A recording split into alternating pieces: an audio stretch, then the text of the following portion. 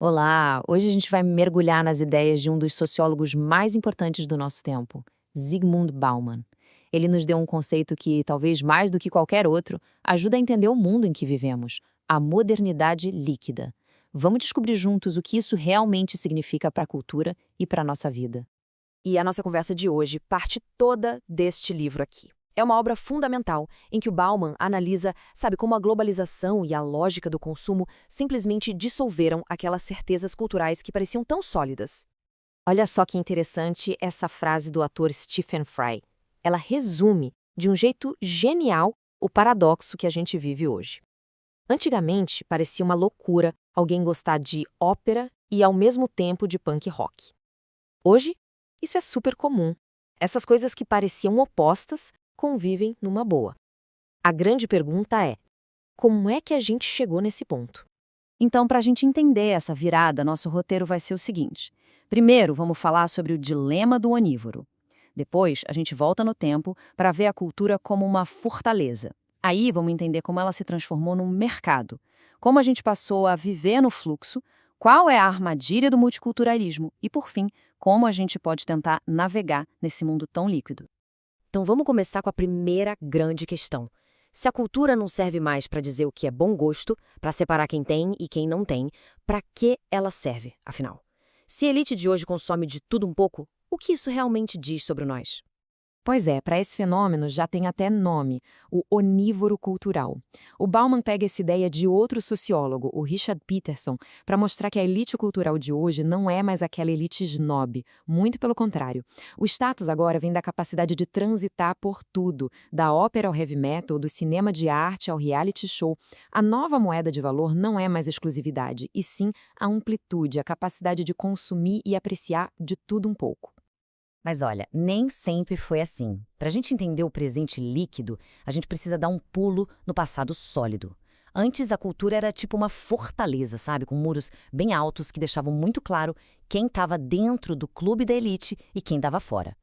E essa cultura sólida teve basicamente duas grandes fases. Lá no começo, com o Iluminismo, a ideia era cultivar a nação, usar a arte e a educação para criar um povo unificado. Era um projeto de juntar todo mundo. Só que com o tempo, a coisa muda de figura. Como o sociólogo Pierre Bourdieu mostrou, a cultura virou uma ferramenta de exclusão. O bom gosto passou a ser usado pela elite para se diferenciar do resto da população. Ou seja, na prática, o que uma pessoa gostava de ouvir, de ler, de ver, funcionava como um uniforme social. Gostar de ópera e não de música popular não era só uma questão de preferência pessoal. Era um jeito de demarcar seu status, de dizer: eu pertenço a essa classe e você não. O gosto era literalmente uma fronteira. E é aqui que o jogo vira completamente. O Bauman diz que a gente entrou na modernidade líquida, um tempo em que tudo aquilo que era sólido começa a derreter, e a cultura deixa de ser aquela fortaleza para se transformar num gigantesco supermercado. E essa é a grande ideia do Bauman. Na modernidade líquida, a mudança não é mais a exceção, ela é a regra. Tudo, instituições, relacionamentos, até as nossas próprias identidades, tudo se torna fluido, instável, sem conseguir se fixar por muito tempo. Isso muda completamente o papel da cultura na nossa vida. Em vez de impor regras ou educar, a nova função dela é servir ao mercado. Ela não diz mais, não pode. Ela sussurra, experimente, compre, seja isso. A cultura passa a criar desejos e a seduzir com uma prateleira infinita de produtos, de estilos e de identidades para a gente consumir. E para explicar como essa máquina de mudança funciona, o Bauman usa um exemplo perfeito: a moda. Pensa bem no ciclo. Um estilo surge para ser diferente, aí ele vira popular, todo mundo copia, ele perde a graça, e aí é descartado. E o ciclo recomeça. O ponto do Bauman é que esse ciclo hoje não se aplica só a roupas, mas a tudo. A ideias, a estilos de vida, até quem a gente é. A pressão é para estar sempre se reinventando, para não ficar ultrapassado. Ok, mas como essa ideia mais abstrata aparece no nosso dia a dia? Bem, ela está totalmente conectada a um fenômeno bem concreto, a globalização e as migrações em massa, que criaram o que o Bauman chama de um mundo de diásporas. Se a gente olhar para a história da migração, fica muito claro esse processo de liquefação das fronteiras. A gente saiu de um movimento de mão única, da Europa para o resto do mundo, depois um movimento inverso das colônias de volta para a Europa, e agora? Agora o fluxo é para todo lado, o tempo todo, espalhando comunidades e culturas pelo planeta inteiro. E a consequência disso tudo é gigantesca. Viver no meio de culturas, línguas e costumes diferentes deixou de ser uma exceção, algo que só acontecia nas grandes metrópoles. Hoje, essa se tornou a regra, a condição normal da nossa vida. E como é que a política tem lidado com essa nova realidade tão fluida?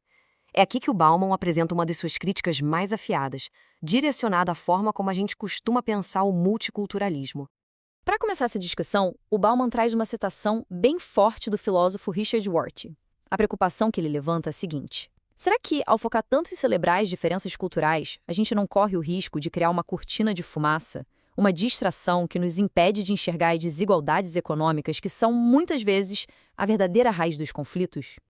E aqui o Bauman faz uma diferenciação que é, fundamental para a gente entender o argumento dele. Uma coisa é o multiculturalismo, que defende a liberdade de cada um escolher suas referências, sua identidade. Outra coisa, bem diferente e perigosa, é o que ele chama de multicomunitarismo.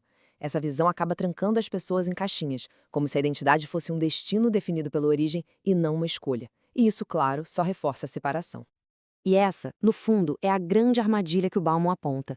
Existe o risco de a política, mesmo com as melhores intenções, acabar reembalando a desigualdade social, que é um problema feio e difícil, como se fosse apenas a beleza da diversidade cultural.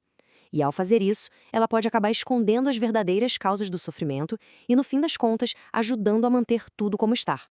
Bom, e depois de tudo isso, onde a gente chega? Diante desse mundo tão fluido, tão incerto, qual é o caminho que o Bauman nos aponta para tentar encontrar um chão um pouco mais firme para a gente poder conviver? Então, qual é a saída? Bauman sugere que um diálogo de verdade entre culturas diferentes só acontece quando certas condições existem. É muito difícil esperar que as pessoas se abram para o outro se elas sentem que seu próprio mundo está desabando, que seu lugar está ameaçado. Para ter um diálogo real, a gente precisa de segurança, de confiança. Sem um chão firme debaixo dos pés, a nossa tendência vai ser sempre construir muros e não pontes.